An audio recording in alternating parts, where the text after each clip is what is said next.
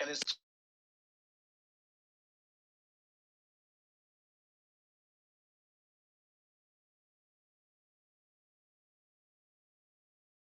we'll get started. I know everybody's got a busy day. We've had select board members Amy Shapiro, Jacqueline Welch, Mariano Goluboff, town manager Lisa Wong, assistant town manager Mark Toogood, and I see Leora Norwich and Rich Mucci are on. Welcome.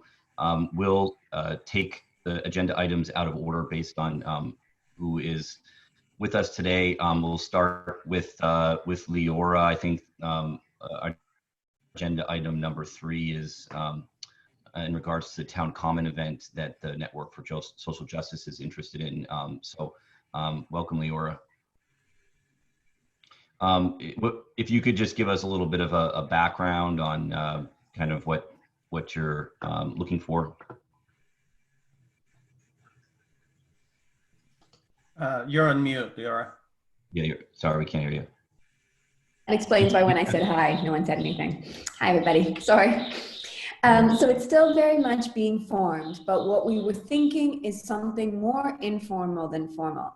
We were hoping for some sort of display of solidarity and unity related to the Black Lives Matter movement, the movement that's generating so much momentum right now, and that would be synonymous or supporting our efforts in town around this, the community conversations that we're having, and some of the work that we're doing also in schools and with teachers. I feel like momentum's coming from a whole bunch of different directions.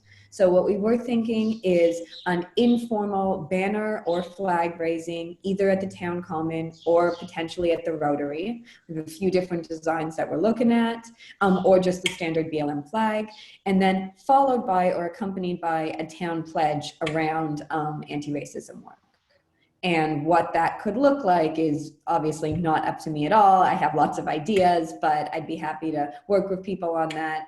But it would be great if something could be released if we're not going to have a frontal event. We were thinking of doing it Juneteenth, June 19th, historic anniversary, and that's sort of the framework. That's the general framework. Sounds good. Any questions for Leora? Comments? I mean, I think it sounds great. Thank you to the network for organizing it. Leora, this is Amy Shapiro. Yeah. Is there is the idea that there'd be some sort of gathering as well, or is it just the banner? Well, it's super hard to hear you, Amy. I'm sorry. That's okay. Is this better? A little bit. I think you said, is there going to be a gathering? Yeah, I just wanted to see kind of is there any type of gathering, or is it just really the So we spoke about that. It's hard to it would be hard to get a speaker Juneteenth this late in the game. And so I was sort of leaning, and also given COVID, given the fact that we just had the vigil, I was thinking it would be okay if we didn't have a frontal event, but then there was something that we sort of circulated, that you sort of circulated, and that we had media around, and I can generate a lot of the support for the media to buttress whatever we put out. We also have the joint statement, and we could use that as well. I think that, I don't know if that would be as effective, but I definitely think just given timing and also COVID, that might be the better approach right now. Okay. I agree. Hi, everybody. It sounds reasonable. Susan. Yeah, I don't know if there are any concerns or suggestions from board members. I know that the vigil went very well the other night, and was very well attended and very positive. I did get a couple emails about the lack of police presence there, actually, and we did have officers there that were in plain clothes that were covering the event. There wasn't really active traffic direction. It was kind of a conscious choice, I think, by the police department to not have it be a highly policed event, even though there was a presence there from a safety perspective and an engagement perspective. I know that Chief McDonnell and Lieutenant O'Connell have been very engaged with the network, and so I think we're in a different place than a lot of other communities where we have such a good open line of communication with our police department that it's helpful to be having these conversations in that context as well. So so I'd hope we kind of keep them in the loop based on what we do. They're getting obviously a different kind of level of communication than we are. So we'll see how it evolves, but keep us posted. We look forward to it. Okay, I'll probably be working with Lisa pretty closely on what it's going to look like in terms of the visual. Great. Let us know if there's anything that you need at all. Okay. Thank you. Absolutely. Thank you for all of your efforts. Oh, very welcome. It's a busy time for everybody. Yes. Okay, thank you for having me this morning. I really appreciate it and everything you guys are doing. I know you're working around the clock. And I know that we have a community conversation tonight and another town meeting that some of you might be involved in. And we are going to try to have another community conversation that's an intro to grab people who were not able to come to tonight. So just making that announcement. Great. That sounds good. Thanks, Take care, Laura. everybody. Appreciate Bye. it. Okay, we'll jump to our agenda item number 2. Seems like we have everyone here for that conversation, the outdoor dining applications. Lisa, I'm not sure where we are with everything. I think we've received several applications that seem to be suitable for us to approve. Yes, I'm just bringing up the spreadsheet. And I know Jen from my office is also on the line. So she's been in, I think, more close conversations with some of these individuals about what they need to do. And let me just say this, we've been having a lot of conversations with the chamber. We had a meeting last night with, in context of making these changes with Thompson Street and the outdoor dining. So, I think our focus is definitely safety and accessibility, and it's going to evolve from week to week, really, based on how things are done. I think we'll see in practice what it looks like, but we'll just have to, at least for the short term, be monitoring things pretty closely. So there was questions about how many days we are shutting down Thompson Street, as well as the hours that shutdown begins. So just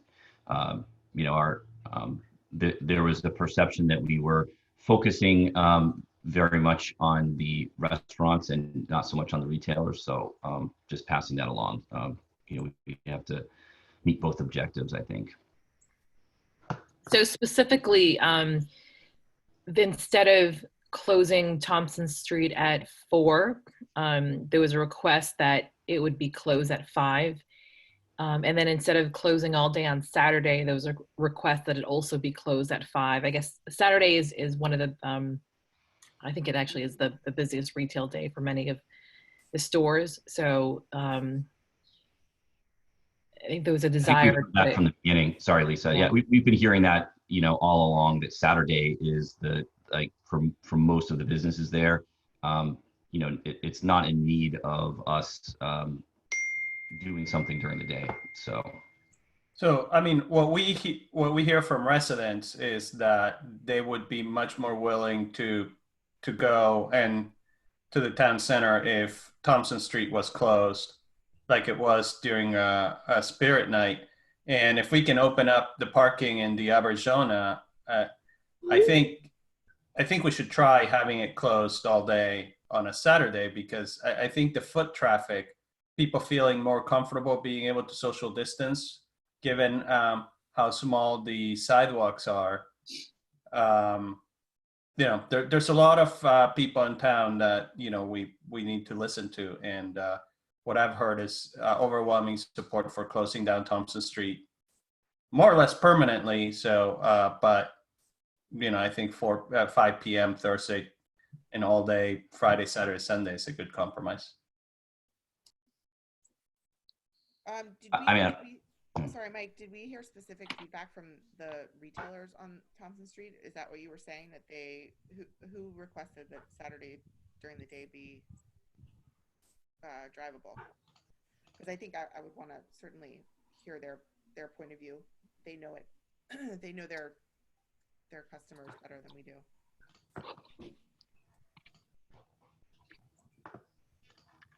So there seems to be a difference of opinion when you're talking specifically about talking specifically with Thompson Street businesses, and then when you're talking with sort of businesses or the community writ large.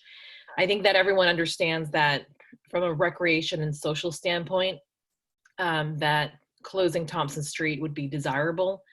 But what we're hearing specifically from multiple Thompson Street businesses is that their particular business model is not conducive to foot traffic. And when the street has been closed, they're down, to usually to half their business. I think the few particular stores on that road in particular are they're higher end, and they count on a regional customer base. So they're, at least this is their specific feedback, is that those customers tend to stay away. So you do get more, they're saying you do get more locals that come, and they're usually recreating, but they're not the specific customer base that they've been targeting. And I think that's that's something we need to take into consideration is the kind of mix that's there in particular. Well, it's kind of a trade-off, do you count on people coming downtown and feeling that it's easier to access everything on Thompson Street because they can walk and they can socially distance, and, being sure that all of the retailers can reach out to their customer base and assure them that there's more parking, that they could park in Aberjona, which is pretty close. Or, sort of impair the whole thing by making the hours less predictable. And people say, I'm never sure when Thompson Street is closed and open, so forget it. I'm not going to go down there. I think data would help, and maybe if we make it clear that we're going to try out having the street closed on Saturday, but it's a trial run, that we could change it, that this will evolve. That would make sense to me, or vice versa. Keep it open, and then say in July it's going to become closed, something like that. I don't know. I think it's a trade-off, and it's hard to know what the real impact is going to be without any data. Yeah, I agree with Susan, although I think it would be good to try to do a trial maybe this weekend, like sooner rather than later. The weather's nice and people are in town. Also, we could encourage, as Susan was saying, with the communication, those businesses who have a regional customer base to make sure that they, indicate on their website, or maybe they have an email database, where the parking could be, that it may be able to be ameliorated that way. The whole shopping experience, once folks come from other towns, may be improved actually, because they can freely walk on Thompson Street. So while there's a balance, it seems like there's a lot of positive that could come from that. And so if we do a trial sooner rather than later, then we'd have more data. I'm also kind of curious, Town Manager, if you heard back from folks who are not on Thompson Street, who are concerned where their outdoor dining locations would be, such as restaurants that are not on Thompson Street. Let's say, for example, Lucia's. I'm not singling them out. I see they're saying sidewalk and parking spaces in front. I'm just kind of curious, is there any information we've gotten where, as you indicated, that there's kind of a difference of opinion depending on where the businesses are? I was just kind of curious, but if you haven't, that's totally fine. But I would overall recommend the trial to be sooner rather than later of closing Thompson. Thank you. I don't know, Rich or Chris, I see that you're here on the call as well.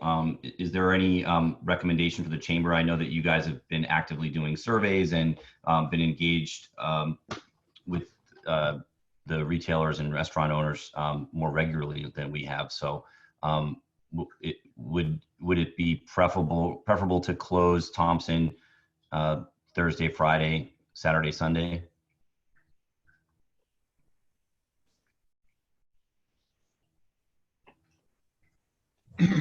Mike, I don't have any data to inform my opinion. I think that folks at the chamber overall were thinking that the evening closures at the end of the week and at Saturday and Sunday would be beneficial. But there are other members who actually have businesses on Thompson who think that Saturday is a problem and that Monday might be a better day to try a closure because some of the businesses that are neighbors of theirs are closed on Monday. But it's vague, it's gray. I don't really have any solid information to share with you, unfortunately.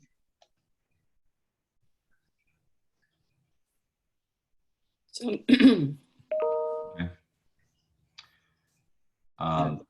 well, just passing along, we did have the meeting last night, and the retailers on Thompson Street were very concerned about the full closure on Saturday. I mean, they have been pretty regularly. Certainly if it's the board's opinion that we should just pull the Band-Aid off and just close it Thursday, Friday, Saturday, Sunday, we can certainly try that out. I think what we've seen from other towns and cities that close down streets like that is that they see a massive, rebirth and people actually going out on the street and pedestrians taking it back from cars, and it increases business everywhere. My concern is if we open, close, residents are not going to know when Thompson Street is open or not, or closed. So they're not going to go down there because it's not consistent. If they go at 3 p.m. on Saturday, they can't walk down the street. They have to walk on a crowded sidewalk. But if they go at 5 p.m., now they can. It's not going. What we're trying to do, which is to bring people to the town center to patronize the businesses there, is not going to work if there isn't if it isn't consistent. So that's my concern. So I think we should try closing down the street tonight and then leave it closed until Sunday night and see how that goes. And we can adjust as the summer goes if we see that, it's not working. I'm pretty comfortable with that.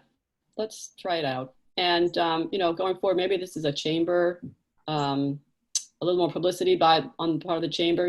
Everything, Thompson Street is closed. Here's here are the businesses on Thompson Street. You can still access them and send that out to the community. Maybe something like that. Well, what I do want to make sure is that we pair it up with opening the Arizona lot to shoppers as well, right? Yes. So whether we make it 2-hour parking in addition to permit. I mean, I assume there's not that many commuter permit users using it right now. So we could change the signs so that on Fridays it's also 2-hour parking there. It's only a block away from Thompson Street. So I think that would be very beneficial. Yeah, I think that we had talked about this last meeting, Mariana. Do we just need a kind of a staff recommendation on those hours? It seems like those lots are really being underused, quite a bit now. I don't know. I think maybe the engineering department has a little bit better of a understanding of who has permits and how they're being used. Sorry, Chris. We have some suggestions around rejiggering the parking that we can talk about, and they do include the Arizona lot. Is this the appropriate time to talk about that, or should we wait till? Yeah, let's talk about that now if we can, if you have a. Sure. Lisa, do you have the graphic that you could put up? The one that's the near-term graphic? The basic position of the Chamber's downtown committee is that the best play that we could make in the near term is to induce the MBTA to close the town center station as soon as possible. And the reason for this is that we're in a situation where the traffic on the train is low in terms of the ridership. So the lots that are used by permit folks for commuters are relatively empty right now. It seems like as if we can close the station, that will drive what little commuter traffic there is to the Wedgemere station, and eventually, when the details are worked out, to the Shannon Beach lot. And by way of doing that, that will free up the Waterfield lot, the lower half of the Waterfield lot, for shoppers. So that's our first recommendation, is that if we can get the train commuters out of the lower Waterfield lot. That's the one there, Lisa, thanks. The first, this one. The near term, yeah. So we know that during construction, the Laraway lot is going to be taken over by the MBTA. So our thought was to move the pay and display parking, which is currently in the Laraway lot, 22 spaces plus 9 on the other side, into the north end of the Aberjona lot, and to make the Laraway Road parking, which is some of the most convenient parking in town, into 1 hour parking for shoppers. So that's the second recommendation. First recommendation is to convert the Waterfield lot to 2 hours, so that the upper and lower Waterfield lot are both 2 hour parking, no meters. Take the pay and display meters that are in the Laraway Road lot, move them into the end of the Aberjona lot on the east side. And the reason for the east side is because once the construction starts, the west side of the Aberjona lot near the station is going to be used by the MBTA. So that's the second piece. The third piece is to take spaces on Shore Road. There's a group of spaces indicated as 13 here that are currently permit spaces, and we want to make those 1 hour as well. So the goal is to have the maximum amount of 1 hour parking as close to the center as possible. So those are the moves, the first three moves. The last move is to take the spaces currently unregulated on Vine Street and Elmwood and Park, and convert those to permit spaces, so that downtown employees who would formerly may have parked in the Aberjona lot or the Waterfield lot have additional capacity available to them on Vine, Park, and Elmwood. So this is our thinking for the near term. We'd like to get this implemented as soon as possible, so we're on the same page as you all are. We have just a little bit of a different approach, in the sense that we think that Laraway, we know we're going to lose Laraway. So if we make it 1 hour now for the near term, then that's the maximum benefit for the shoppers. We know that we're going to lose Laraway, so we want to move that pay and display function into the head end of the Aberjona lot. And then the centerpiece of all this is converting the lower portion of the Waterfield lot to shopper parking at the 2 hour level. That's our thinking for the near term. And as I say, it works best if we can get MBTA to close the station, because then there's no incentive whatsoever for commuters to park proximate to the center of town. Once construction starts after the first of the year, we have a couple of other suggestions, because we know that we're going to lose on the order of 125 spaces in the short term.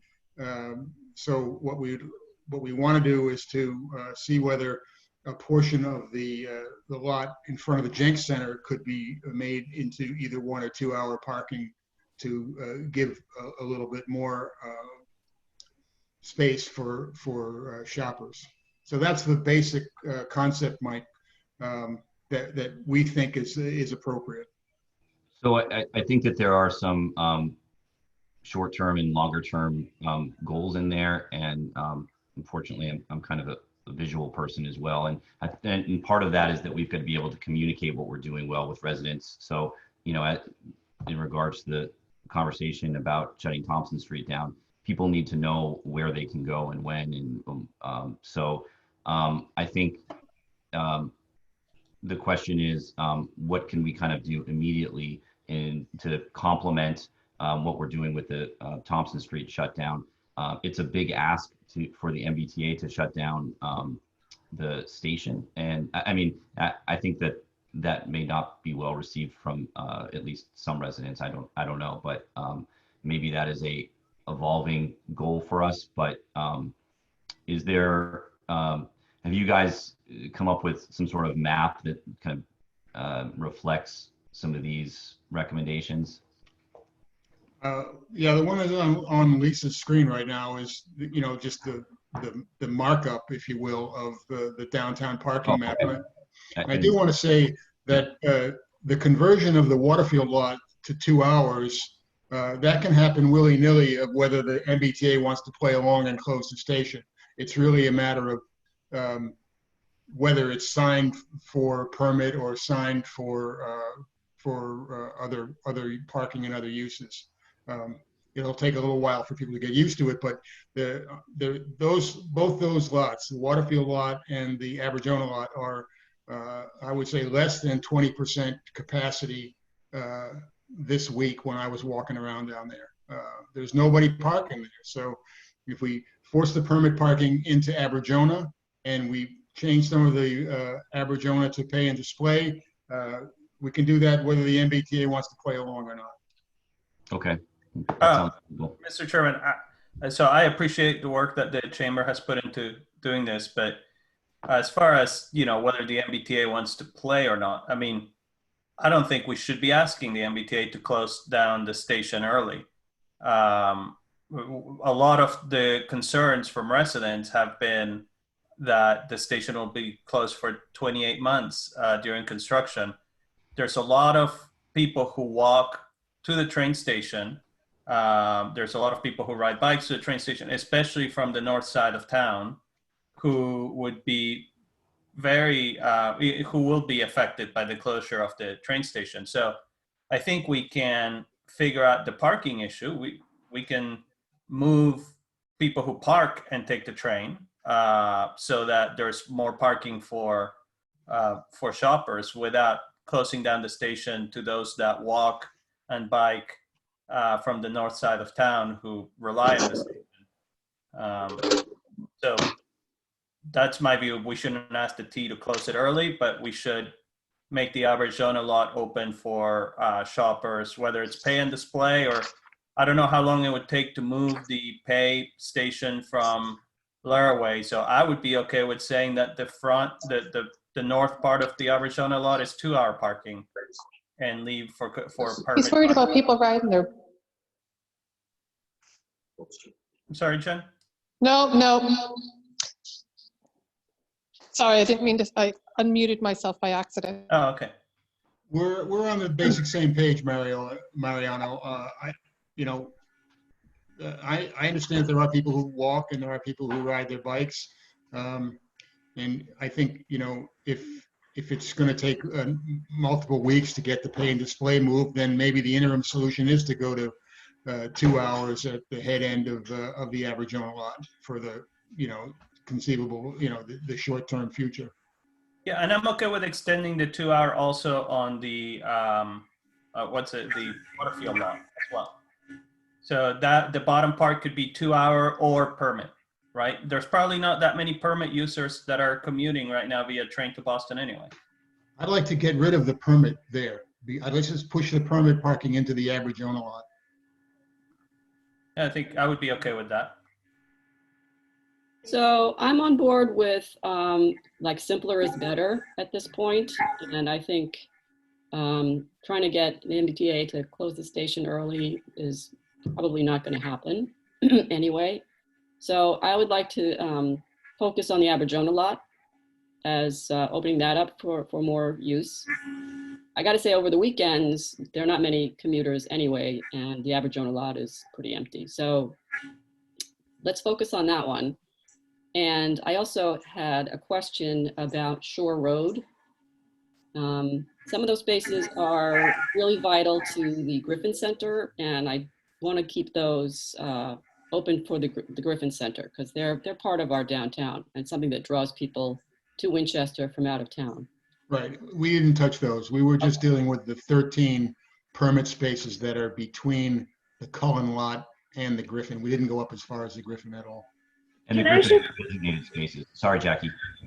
No, that's okay. I was just going to ask, the permit spaces, are they permitted for like employees or I've known this once, but I can't remember.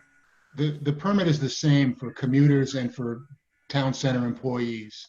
It's the same, they get the same permit. I'm not sure what the distribution is, but that's the reason we want to take the Waterfield lot and make that not available for permit, because we don't want town center employees to fill that up. We'd rather. Right. No, I understand completely. Yeah. And I wanted to echo Mariano's comments that thank you so much for taking the time and all the effort that you and your team have put in. The map is extremely helpful. And these are complex issues. Obviously, we've been, wrestling with, parking issues for decades. And I think it is really good governance and good representation by the chamber to be open to changes here and there. I think that's a really good thing, whether or not there's a pandemic or just different kind of usage levels. So I think changes here and there, or trying different things are good, and that we shouldn't feel that anything's locked in concrete, so to speak. I do agree with Mariano that I think that the closure of the META station is already going to be a pretty lengthy period of time, and that we shouldn't go in that direction. But also, just finally, the proposal with respect to the parking spaces, given that fewer people are using the commuter rail anyway, it seems like this is feasible. And I just had mostly wanted to ask you about what the focus is on the or the plan is with respect to employee parking, because I know that can be an issue, and we definitely hear feedback from businesses that their employees have difficulty. So this seems like a good balance, trying to get the customers or the non-employee folks to be able to know where they can park, and then the employees also to know where they can park, but park in a different area. So thank you again.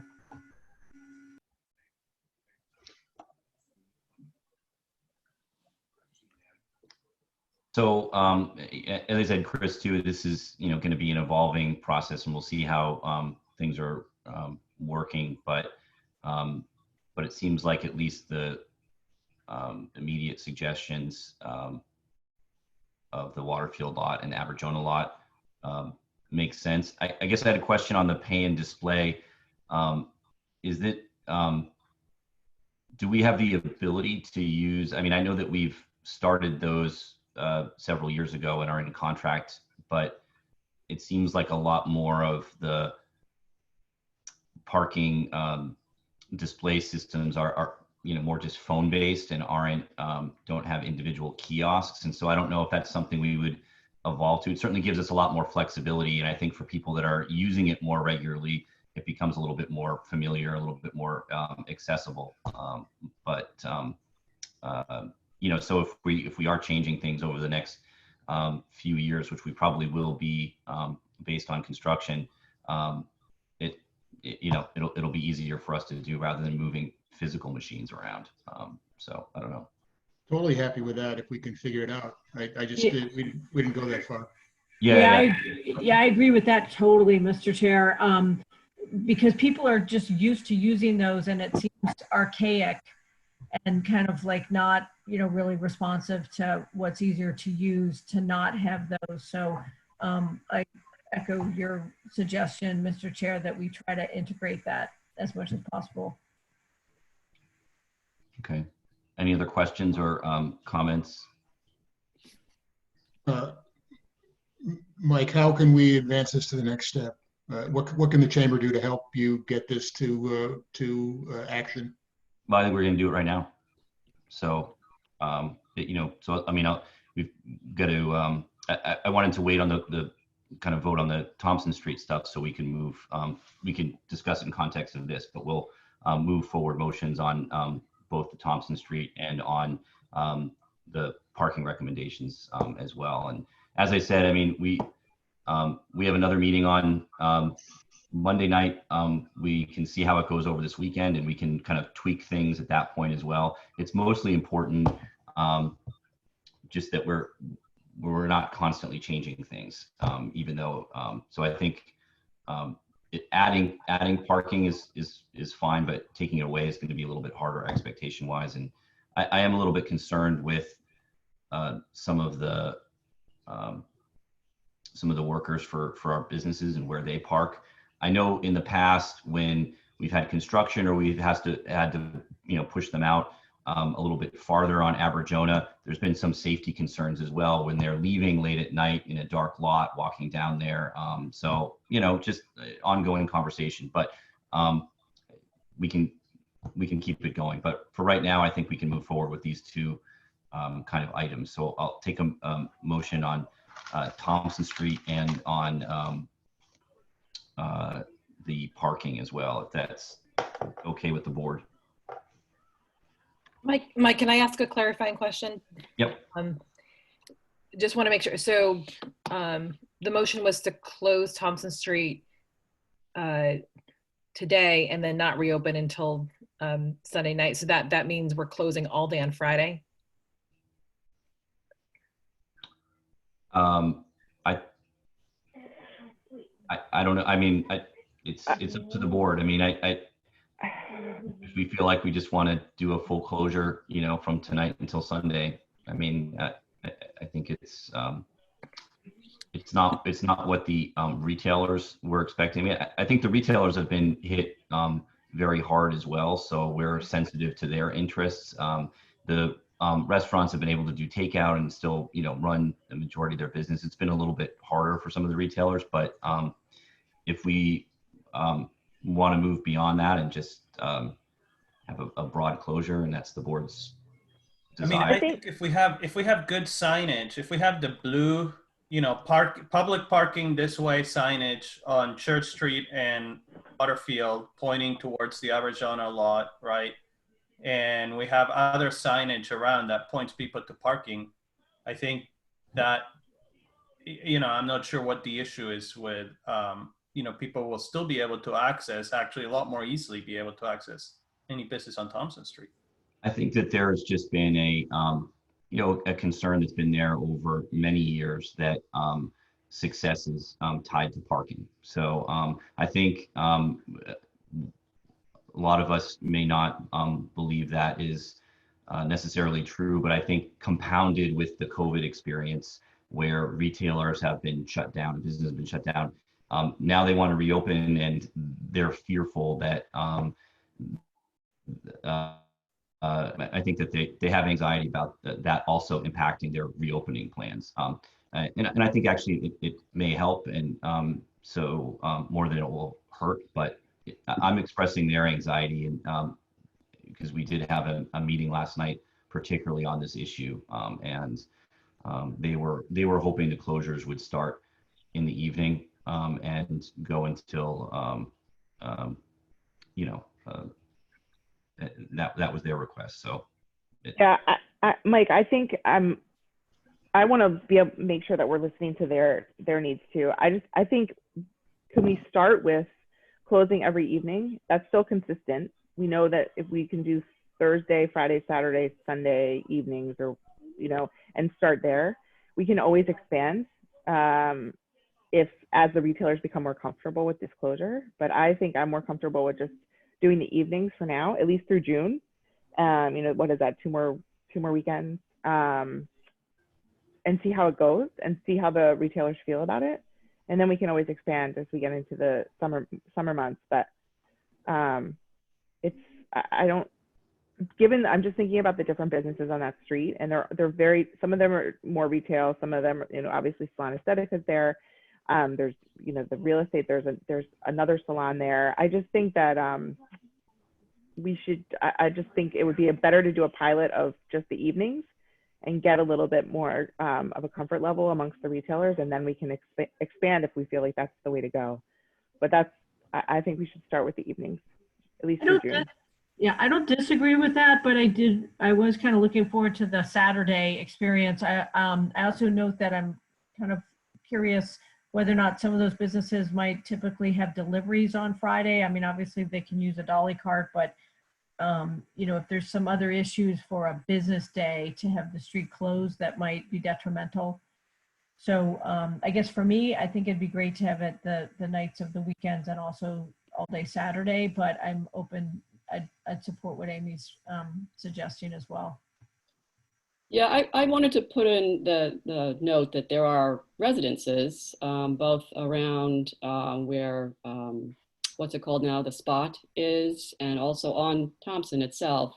I think, I don't know if we've warned them or we have any, I don't know if they park there, but I think that's a factor. So I guess what I would be in support of is maybe Thursday and Friday evenings. Is it like 5 to 10 p.m.? I'm not sure what the end time is. And then all day Saturday and Sunday. Lisa, what's the amount of work that it takes for DPW to have to open and close and open and close? Actually, just a general staff recommendation. So Jay and Beth are in another meeting and couldn't be here this morning. So we had mostly discussed the Aberjona lot and the Waterfield lot. So, we're prepared to support the recommendations in those two lots. And even, discussion about whether, we want to have, free parking and be able to advertise that. So the DPW is very flexible in terms of what they can do short term. So they're, we're basically willing and able to help wherever we can. That being said, what I'm hearing from businesses is that they need notice. So whatever we decide, they'd like as much notice as possible for them to prepare and for them to notify their customers. I think the DPW would also need notice if we were going to change signage. I'm not sure that Jay can turn that around today. So if we wanted like directional signage, if we wanted the big, blue sign, if we wanted the, the free parking, park here for businesses and shop downtown. There's some discussion about doing the shop, I think it's the Shop 01890 campaign that the chamber is doing, and create flags or banners or different things like that. So I'm just sort of worried about not giving people enough notice. So if we want to do a couple things, so if we want to do the simple thing, so like I'm taking Susan's suggestion and saying keep it simple, so that the primary message is free or more parking at Aberjona, and we direct people there as much as possible, and then we have something that is fairly the least disruptive possible maybe for this weekend, just so that we're training people to go to Aberjona, and then maybe make some more permanent closures and parking changes the following week, where maybe I can reach out to residences and you can give me that time to do that. And then we can also notify, we can have the votes on Monday, and then we can notify everyone of the more permanent changes. When I say permanent, I mean like for the season, and then have them have the ability to kind of send that out to their folks.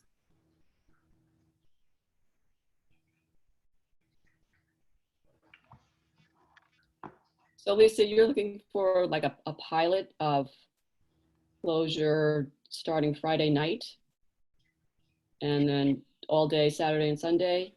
Well, I think a pilot could be, like, if the board is leaning towards a pilot that includes closure on Saturday, I would not say that this is the right Saturday to do it, just because there's so much anxiety. I think that if we initially create more parking for businesses and then we promote that, I think that creates a level of goodwill. And then we can see how that works when we create all that signage. But if we don't have the right signage and we haven't sent out the notices, over the next week and try to advertise that there's more parking downtown, try to do it as part of a campaign. And so people don't know there's that additional parking, but then they see that there's a road closure on Saturdays. And the businesses, that we met with last night, they were willing to make some compromises that would negatively affect their business, but they're also asking us for notice. They said, please give us more notice. so that we can adjust. I Because mean, they're, we voted on Monday to close down Thompson Street all weekend long, right? So it's not like we're doing it this morning. And, you know, there are other businesses on Thompson Street, like, for example, Fuller Cup, that doesn't benefit from closing the street after 5 p.m., but they would definitely benefit from having the street closed all day Saturday and Sunday, because they have a very small shop, so they can't have indoor seating, but people can come in, get their coffee, and walk down Thompson Street. So I just, you know. So, Yeah, but I feel like we have additional information than we had on Monday as well. Like I Yes. think after this meeting last night, we have additional feedback. So, I mean, And when you're looking at Fuller Cup in particular, I mean, they do have an outdoor dining area that, you know, they can make use of, and they do, you know, in the warmer weather, certainly. But, you know, the question came up last night, why Thompson Street? You know, and I think that we all have just kind of come up with this idea that it's a smaller street, it's one way, it's narrow. But the reality is, it's the vast majority of the retailers that are on that street don't want it, you know. So when we look at other communities, I mean, almost every other community in Massachusetts is doing some sort of larger Main Street closure. You know, we really don't have that ability because of the way that our town center is carved up and the lack of, you know, parking access. So I think we've always been focused entirely on Thompson Street. So, but, you know, with that said, there are businesses there that are don't want it, but are, as Lisa said, willing to compromise. It just seems fair to kind of start this incrementally, but you know, it's whatever the board thinks. I mean, it's I'm just voicing the concerns from the meeting, which was represented by almost all of the retailers that have businesses along that street. Again, they're just reopening, you know, from the COVID experience. So where I think there's additional anxiety there. I mean, there And they also were- may be an issue. I'm sorry, this will be quick. There also may end up being a spillover issue with more on the other streets as a result of Thompson Street closing. So I think at the end of the day, we just need to figure out what the pilot is going to be, and just try that, and then evaluate. So Lisa, could you, I think I really, your point that we should have the parking in place and people can see that there is actually alternative parking first, or at the same time, you know. So if DPW can get signage up for Friday night, people arriving on Friday night, that would be one evening. And then let's just see what happens with Friday and Saturday. With Saturday and Sunday, I'm sorry. It Or just even seems like if we that's the did, weekend, like- Friday evening, Saturday and Sunday. even if we did like balloons in the lots where people can park and kind of have those be the visual, so people understand that they're kind of open for business in terms of parking. Doesn't have to. I just think I based on what I know now, I'm more comfortable just doing evenings for the next couple weeks, see how it goes.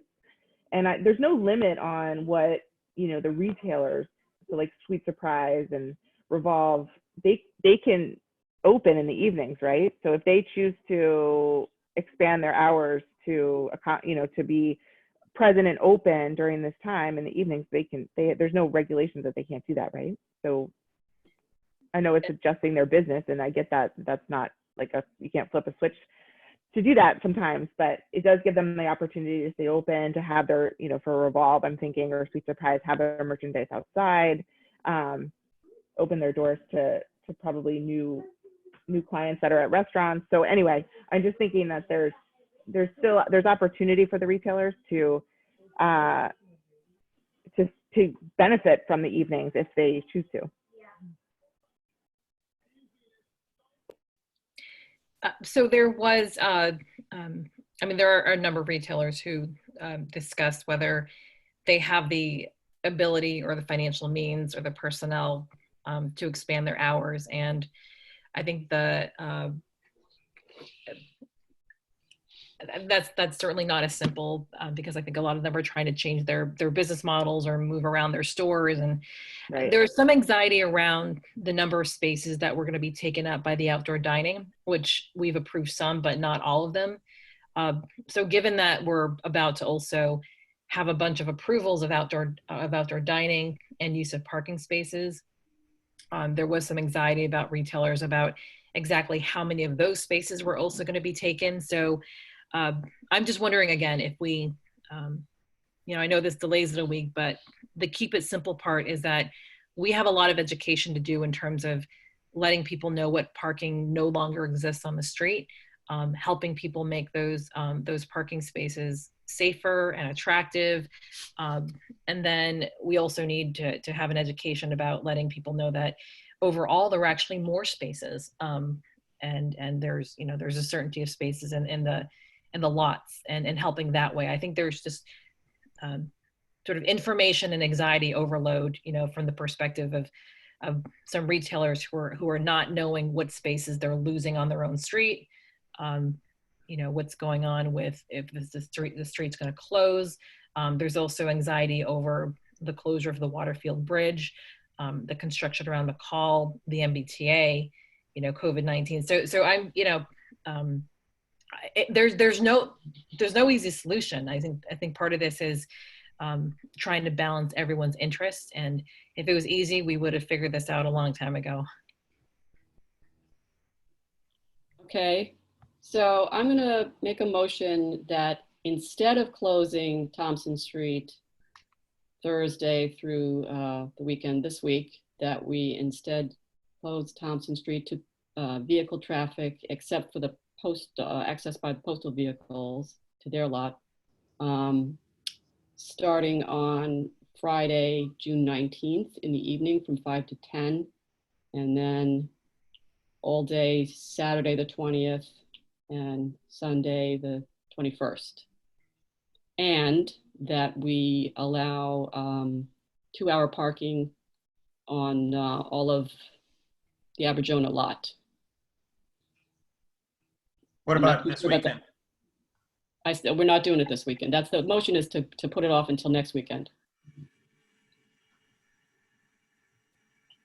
Thanks, Suzanne. The sooner we get the data, the better. If that's possible, unless Yeah, there's we can't do Lisa, do you think we can't do evenings this weekend? Do Friday and Saturday evening? I think the evenings are fine this weekend. Okay.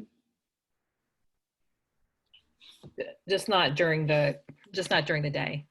Right. Okay, so I would, I guess, change my motion or amend the motion to say that we can close Thompson Street Thursday evening, Friday evening, Saturday evening, and Sunday evening, Starting at 5. starting at 5. So not all day on Sunday now? Not for this That's weekend. what we voted. That's what we voted on Monday. No, all day all Saturday day and Sunday. Sunday. I know. Well, we're changed. I think Lisa's saying we need to change it. I'm not clear on the Sunday. So my recommendation was closing at 5 Thursday, Friday, Saturday, and then all day Sunday. Okay, so I would amend it to that then. For a second. Okay, Second. all in favor, I'll take a roll call vote. Susan, Yes. Mariano, I think we should keep the vote that we did on Monday, which is all day Saturday and Sunday. So I'll vote no. okay, Jackie, Yes. Amy, Yes.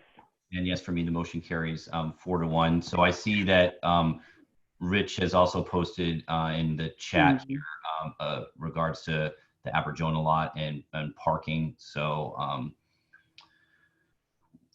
we need to kind of make a decision on what we're doing with that as well. Lisa, is there a, I know that we're kind of talking in circles about the parking. Is there a staff recommendation on where to go to protect employee parking and make it more accessible for, residents and shoppers? So we can designate, we can certainly keep some of the designated spaces for employee parking in the Aberjona lot. I think that, and again, maybe Rich, you can maybe interpret your near-term parking changes are having the pay and display closer to the street. So those are the ones that are accessible for, for people to park in. But then the ones further down, those are still going to be for employees to park. Yeah, Is this that is my Chris. understanding? That's correct. We can have it be 2-hour limit or permit in Aberjona. I think I would recommend that you think about the Waterfield lot. You can get 57 spaces for shoppers by just changing the designation on that particular lot so that there's no permit parking allowed in it anymore. And there's plenty of capacity given the level of commuter traffic that we have right now. Yeah, this is Rich. I just jumped in only because of Susan's motion that said making the Aberjona lot 2-hour parking completely. I just want the board to recognize that there are many employees that park in that lot, including most of the restaurant employee parking. So the vote would be specifically to talk about the 57 spaces in Waterfield and the 20 spaces in Aberjona versus just, making a motion on the lot in its entirety. That would be the chamber's recommendation. And the staff is not prepared to make a recommendation on Shore Road or the 3-hour permit parking, just because we haven't discussed that. So I don't want to speak for Jay and Beth because they've only made the recommendation on Waterfield and Aberjona. So those are recommendations I can get from them, and those could be additional votes we could do on Monday. That would make sense to me. Or authorize you to do, change the parking on Aberjona and Waterfield in a way that's agreeable to the chamber. I think that makes sense. Yeah, I support that. Okay, so specifically, the staff is fine with the conversion of the 57 spaces on Waterfield to 2-hour, and then the 20 spaces in Aberjona to pay and display. So if I could have that that motion from the board, and we could make this. I don't necessarily think there needs to be a time limit, because I think there's an ability for us to meet and change it if needed. So I would just sort of make that change now, and then we'll change the signage, and we'll notify businesses, and we'll let people know we've got these spaces here for them to use. And then also, once you make the outdoor dining votes, we'll also update the map and kind of show people what the new parking layout is. Okay, so if that's clear, so moved. Second. I'll take a roll call vote. All in favor, Amy, Yes. Jackie, Yes. Mariano, Yes. Susan, Yes. and yes for me. The motion carries unanimously 5-0. So can we get a clarification on when Thompson Street's going to be closed? It'll be closed starting at 5 p.m. tonight, then reopen at I think the motion was 10 o'clock. Yeah. I think, that's what I had written down. Yeah. Okay. And then, so same thing. So basically 5 to 10, the next 3 nights starting tonight, and then all day on Sunday. Okay, thanks. Or I should say we're not going to reopen from 10 to midnight on Saturday night. It'll be closed for the duration of the weekend.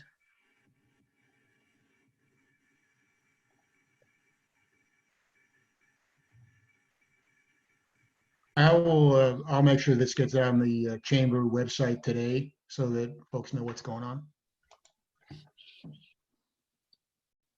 And also, I mean, are there residents that park on Thompson Street typically? Do we know? I mean, I know that we're shutting down from the evening on Saturday, all the way through. I don't know if we have the ability to reopen it, or we just let people park wherever they can find parking. I think we can work on some notification to the residents there to tell them what their options are. Yeah, maybe through some of the landlords. Yeah. Okay. Now, we're, as far as the outdoor dining, are we okay to shift to that conversation?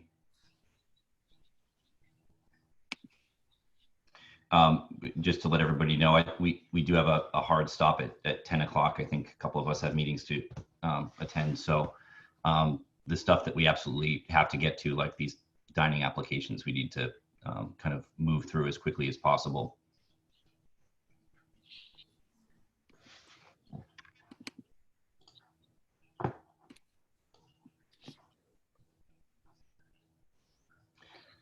Okay, so there's 7 restaurants listed here. You can see at least this is the summary of the restaurants that have had put in requests originally, the location of their outdoor dining, the type of service they're looking for, and whether they've given us the proper paperwork and insurance. So I had a question only about the requirement to bring stuff in or off the sidewalk and the streets. It's not really in the application. We talked about it, and I'm just wondering, is it really possible to, move Jersey barriers every night? And is that what we're expecting them to do? Is that clearly understood? And is it gonna, are you comfortable with that? The select board's going to do that every night, Susan. Great. I need upper body workout.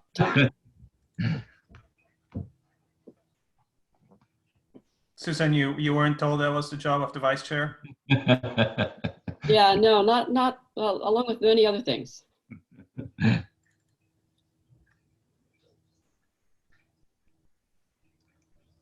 Hi, it's Jen. Can I chime in for a sec? I don't think the restaurants think they have to move their stuff every day. I think they were going to set up permanently until November 1st. It just wasn't clear when we talked about the application. I wanted to just understand what the deal is. That's all. So I think if we did it with a summer permit, given the bylaw that town meeting passed several years ago, then yes, they would have to pull stuff in. But if we do it under the extension of premises that the governor is allowing us to do, then probably don't have to. That's my understanding. Okay. I mean, it seems really difficult to, quite a burden, especially that our concern is safety. And so I think that, there's, those Jersey barriers are going up and a lot of things. And, I don't know where they would remove them.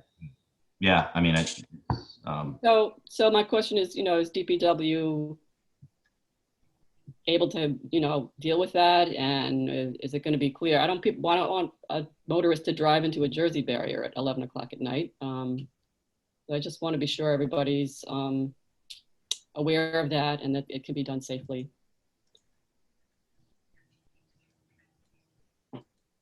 So just to be clear, so restaurants right now do not have the ability to take up any footprint by state law outside of their street front. So, like sort of taking each of these individually. So you've got Camellas and Eleni's who are looking for,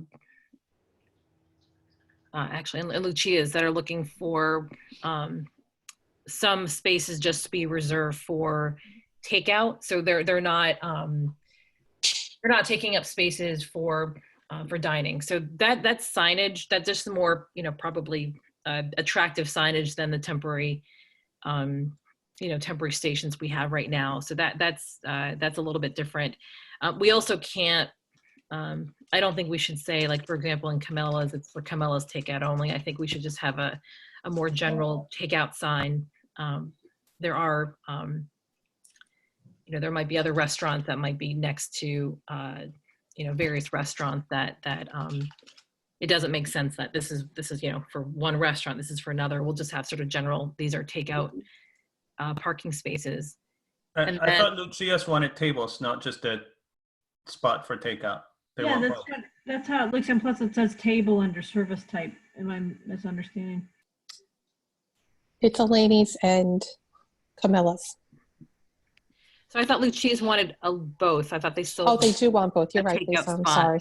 Yeah, so so Laney's and Camel's is strictly, we want takeout. Lucia's wants both. And then First House, when I walked there with Jay, I thought we only identified that they had 2 spaces that were in front of their storefront. So I'm not sure they can take 4 spaces. I don't know, Jen, do we have just trying to think where the drawing is for that one. He doesn't specify what businesses are there, but it's the toy store and then frozen hoagies. I thought he wanted the 4 on the bridge. Yeah, so according to Brian Kelly, the maximum number of spaces they can take is what's in front of their storefront. Okay. Where's that coming from? That rule. Let's see.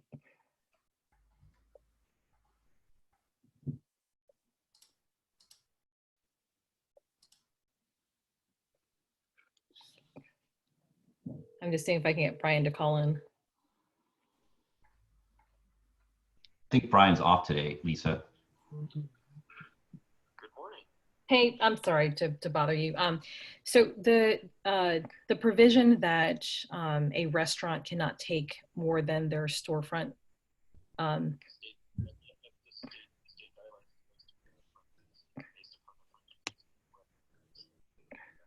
Okay, I've got you in speaker. So that's okay. It's a state guidance or it's a state law? It's a state law for the serving of food and alcohol that it needs to be essentially not necessarily part of the premises, but an extension of the premises into the street along its frontage, so that workers, servers, waiters, that they don't have to go outside of the length of their frontage to serve. So that's not what the guidelines we got from the ABCC say, right? So the guidelines we got from the ABCC say the outdoor area must be contiguous to the licensed premises. So as long as part of it is contiguous to where they are, it doesn't mean that all of it has to be touching their frontage. As long as it's contiguous, and they say with either a clear view of the area from inside the premises, or alternatively, the licensee may commit to providing management personnel dedicated to the area. So I don't know if ABCC only guides alcohol. So that might be true for alcohol. You might have to talk to the health director, but I believe that is not the same case for food. I could be wrong, but she would know the food safety guidelines more than I. Yeah, and then the governor's order, pursuant to the governor's order, an application from a licensee that serves alcohol for on-premise consumption, the LLA, which is us, may alter the description of the licensee's licensed premises to expand for outdoor seating that the LLA deems reasonable and proper. The LLA does not need to comply with MGL Chapter 131, Section 15A. So it's possible that during this temporary time, those regulations are basically given to the LLA, I guess. Yeah, that's why what I was saying is that we should do the expansion of premises under the governor's order and not under the Winchester bylaw that was passed in 2015. I mean, I think that totally makes sense. I think, as you saw on the call last night, we're getting pushback from non-restaurant businesses. So the idea of taking up some of their space, it's more of if they need it or they don't. So that's what made sense. After the meeting last night, I was thinking that maybe we should be having maybe not necessarily an outdoor dining and an outdoor retail application, but one application just saying, what do you want? What do you need? Meaning, do you want to keep the parking outside of your business along their frontage? Do you need the sidewalk? You know, these types of questions, so that we can look at the whole downtown. The idea of still doing some type of a rolling application is still very difficult. The idea is that we still want to look at everything and saying, regardless of restaurants, if you're a business, what do you need? Do you need sidewalk space? Okay, no. If not, do you need parking space to do your retail work? If you don't, then maybe we could use that for, you know, seating or some other thing. But until we know what every business is doing along Thompson Street, it's hard for us to make a plan. So that was my other thought after last night, and Lisa touched on it, was, well, maybe we're focusing on an outdoor dining application. We really just need a shared street application, meaning what do you need to run your business? And I think a lot of that too is, you know, street furniture, things like that. I know, you know, Heidi had mentioned even having, you know, benches, you know, out there for, you know, businesses, because there's a lot of people will sit on the steps, or they're looking for places to kind of sit and spend some time, which, you know, helps everyone. So to your point of having a broader application. But kind of back to the original question regarding which spaces, you know, it's not necessarily just what's allowed and what we can kind of weave in there, but what's best for all of the businesses. So I'm a little bit confused.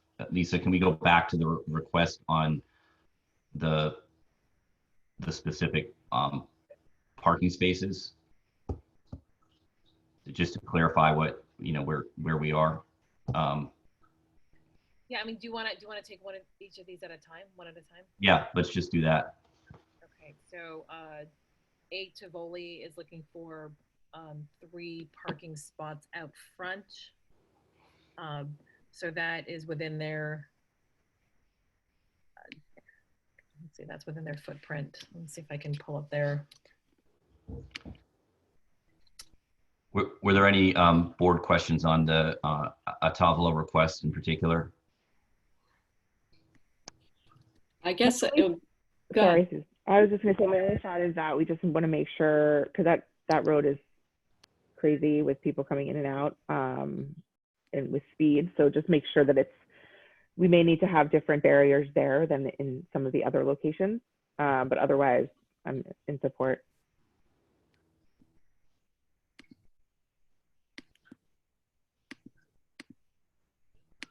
Yeah, I think if they want 3 spots, then I think that's good.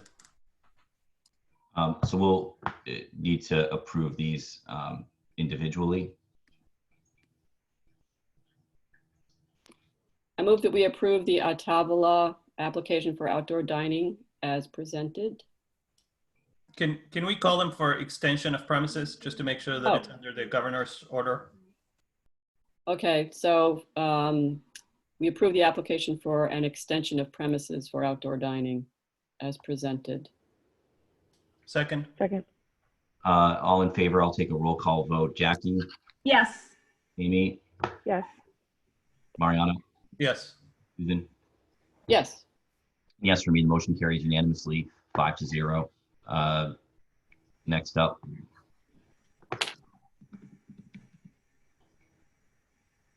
China Sky.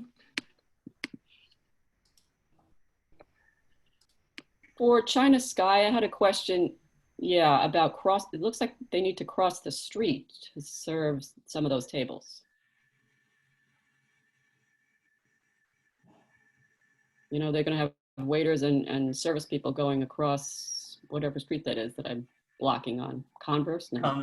Converse, yeah. I have to say, I've never seen, you know, my spouse and I love to do outdoor dining. I don't think I can recall any that involves the servers crossing a street. I believe that's expressly prohibited in just like everywhere. It's just not a great idea. I mean, yeah, right. I mean, the idea of an active travel lane, of you crossing an active travel lane, that's not no. I think What we if- got to put a foot down there. What Yes. if we approve? What if we approve tables so that if people get takeout, they can go sit there? Yeah, so by the way, the town can have like public spaces that are available to everyone in locations like this. It's just that their servers can't come across. So people can do takeout, and then Right. they alone can then walk across. So Mm-hmm. I would say it makes sense for those white tents you see Yeah. behind. But in terms of these spaces here, so I'll work with Jay on what we can do. Because if we can create some public takeout, I mean, I think Chinese food is really conducive to takeout. The ice cream shop is really conducive to takeout. Cabela's isn't having additional spaces, so they're going to have a lot of takeout, right? So it'd be nice to have sort of a common area back here where you see the truck and the cars. That looks like two parking spaces, maybe 3. Yeah, I mean, I think that makes sense. I don't know if China Sky would want to come back with asking for more contiguous spaces in front of, so there's parking spaces that are contiguous to their business across from where they asked for, right? So I would be okay with those spots. I know they don't look as nice because you don't get a view of the river, right, when you sit there, but there's like 2 parking spaces there. They asked for those, Mariana. You can see they have tents up in them already. No, I'm talking On Converse? well, both are Converse, but I'm talking about on After you take the right turn. There's a pond side, and then the Mill Pond building side. Yeah, I'm talking about yeah. After I you don't take the know right if turn. I don't know if we own that property that starts at the Mill Pond building. No, I'm talking after you take the right turn. There, where that van is. In that illegal parking spot? Well, and the car in front of it, which is legally parked. Those are Yes. contiguous to China Sky, and the servers wouldn't have to cross the street. They asked for those too.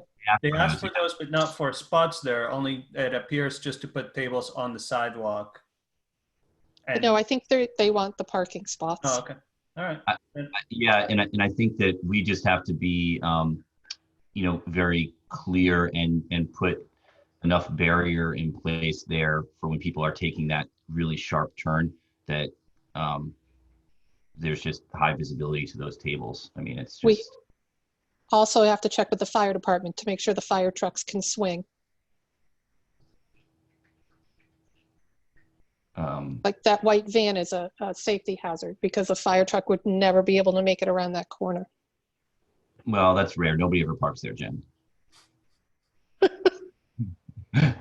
Good one, Michael. Yeah, that one is that makes me nervous. What Jen is highlighting, other than a safety problem, is that we definitely need new signage directing people to, for instance, the Aberjona lot and opening that up for non-commuters. So that none of this is going to be possible for the retailers if we're taking away, 30 spots, and it might just be optics, meaning that no one's really driving around going to retail right now in general.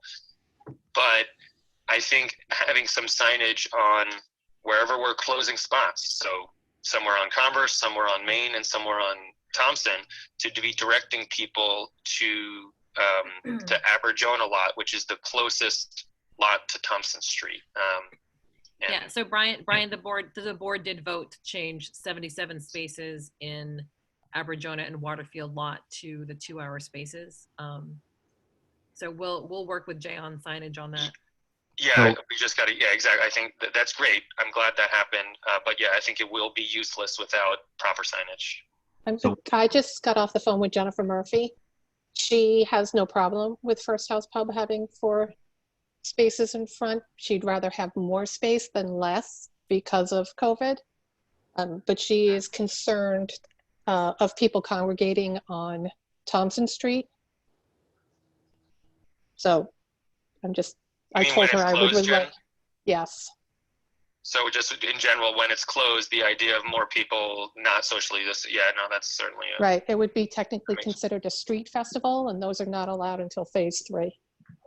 Well, I think that's in our rearview mirror at this point. We'll take it up. I mean, I think part of that is to, relieve some of the pressure into the smaller retail stores as well. So it's, Yeah, And if we're looking, cities and towns all over the Commonwealth have closed down streets, and they have not been considered to be street festivals by the state. So I'm just relaying what the health director said. I- The other thing is, like, if Sweet Surprise wants to bring merchandise into the street, they all need to submit insurance. If Jimmy wants, well, I don't think Jimmy can expand because we need to leave the post office driveway clear, but like TWK can't throw tables on the street and serve there because they don't have permission to. So we'll deal with that stuff. I mean, I think this is part of the ongoing conversation about the needs of the retailers and the restaurants ongoing. We just have to get through these applications because I think we're going to lose quorum. Yeah. My only concern was the China Sky and the time, because the spot only has it until 10 p.m. because of the residences. So you guys approved Black Horse to be 11. So there probably shouldn't be a discrepancy between the licenses. Well, there's already a discrepancy of what they can serve indoors, right? They can't serve anything indoors. They can't serve anything indoors. I mean, during normal times, there's already discrepancies on how late they can stay open. Well, yes, because they've asked for it. So, but the board, back to that. We really need to move on this. So I apologize, Jen. I mean, I know how much time that you spent on this and how many considerations there are, but there's an expectation from our from these applicants that we're moving on these right now, and we are going to lose a quorum because a couple of us have to jump off. So can we approve the China Sky application, but limited to this side of Converse contiguous to their property, and identify this area that's the one, really just the one parking space that's safe. So on both sides of China Sky, those spaces. Yeah, the 2 parking spaces before the turn and 1.5 parking space after the turn, making sure that the fire department can get their truck through the turn. Exactly. So moved. Is there a second? Second. All in favor, Amy? Yes. Mariano? Yes. Susan? Yes. And yes for me, motion carries 4-0. Jackie had to jump off for a call. Okay. Okay. Thank you. What's on deck here? Okay, First House is looking for noon to midnight. Their kitchen's open till 10:30. They're looking for 4 spaces.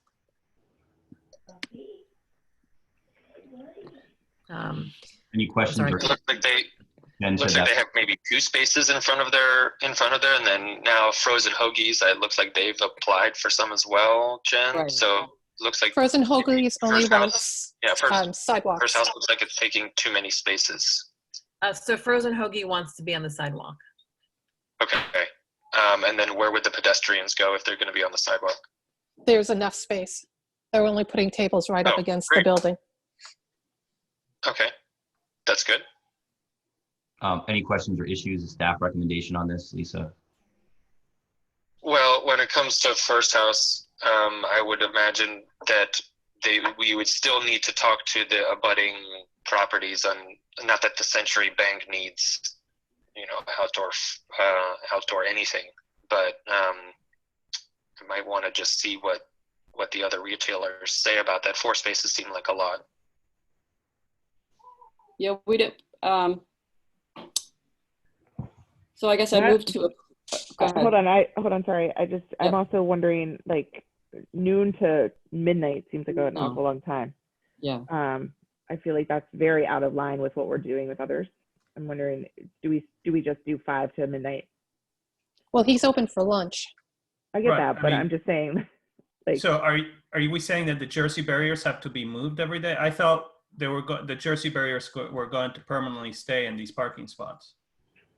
Yeah. They have to really, I mean. I Yeah, think- we're approving this for the season. Okay. So I'm okay Okay.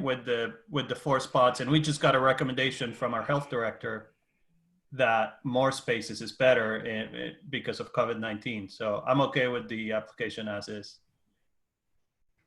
Is that a motion, Mariano? Sure, I'll move that we approve the extension of premises application by First House Pub as presented. I would like to amend that to the hours, 5 to 11. It's open for, yeah, Okay. never mind. To What what is it, hour? noon to 11 then, noon to 11. Noon to The 11. midnight That they stop serving outdoors at 11? Yes, Okay. that's what I mean. Can we make it that they stop serving at 11, but that it can stay open until midnight for people to finish whatever they have? You would say kitchen closes at 11 is how you would say that. He says kitchen closes at 10:30 on his application. Yeah, and I Okay. mean serving So they're not everything. making any new Also, food. serving of food and alcohol would close at 11. I think to Brian's point, we should just check with the abutting businesses. 4 spots is a lot, especially during the week. It's one thing on the weekends when Century Bank isn't open, but I don't know. I think we at least need to tell Yeah, them I what's agree. happening and ask them how they feel about it. I mean, I because agree. the toy store, if we we're can taking allow- 4 spots, Yeah, sorry.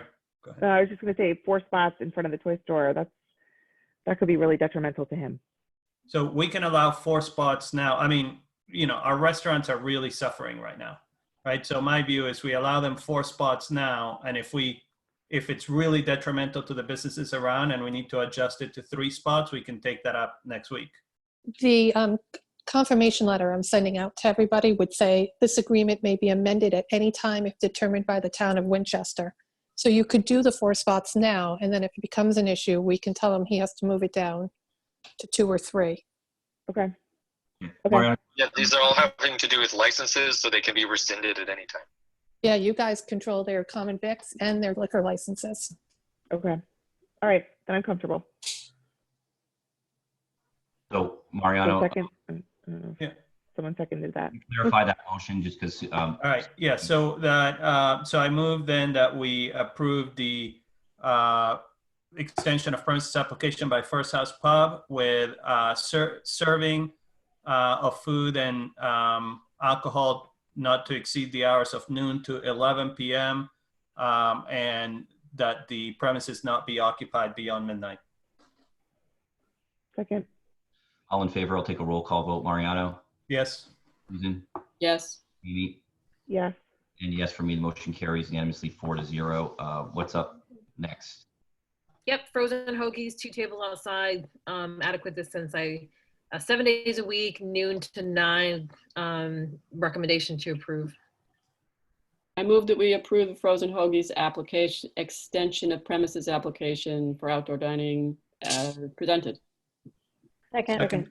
All in favor, I'll take a roll call vote. Jackie, Yes. Amy, Yes. Mariano, Yes. Susan. Yes. Motion carries unanimously 5-0. What do we got next? Lucia's.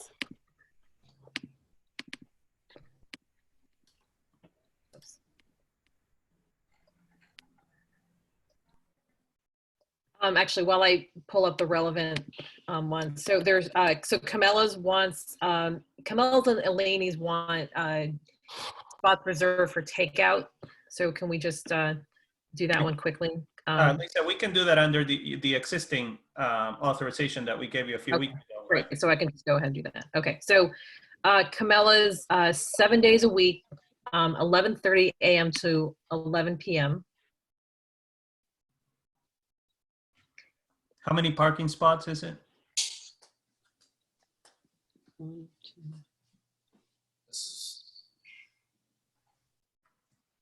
Jen, do you remember how many parking spaces? I think they asked for 6.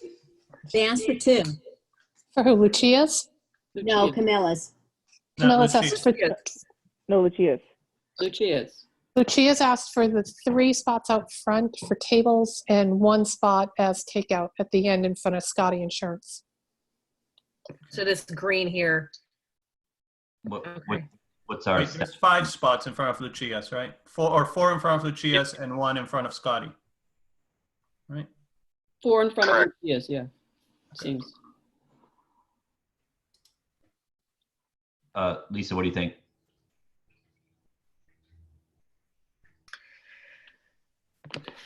I mean, I did get one retail business owner who was concerned about all those number of spaces. I think they're around the corner. So for some reason I thought it was 6. So Jen, you're saying it's 4 and then 1 for takeout? I mean, 1 for curbside?